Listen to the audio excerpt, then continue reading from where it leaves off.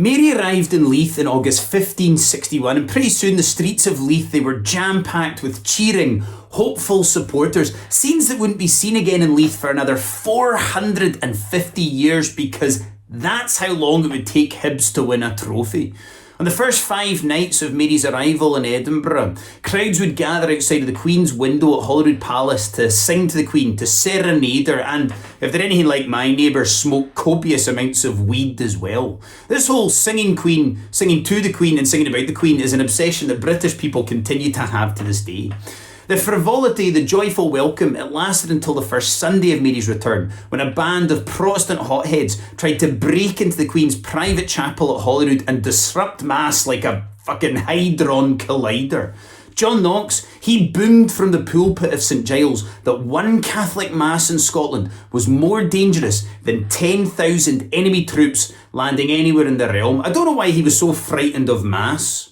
Mass is only scary if you're an 11-year-old altar boy. I think maybe John Knox thought they were doing at Holyrood having a monster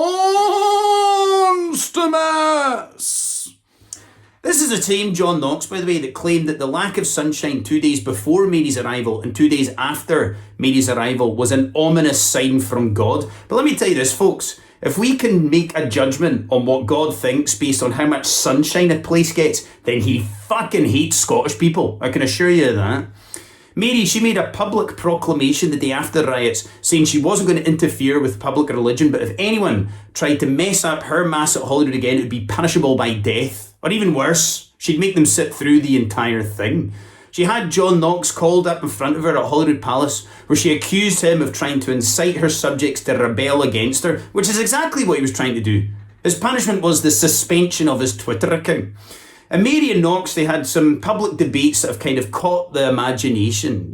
Because here you have this kind of dour, moralist man debating this beautiful Renaissance queen. You've got this middle-aged man and this young, hopeful 18-year-old who he shouts at and makes cry. John Knox is like Simon Cowell, basically.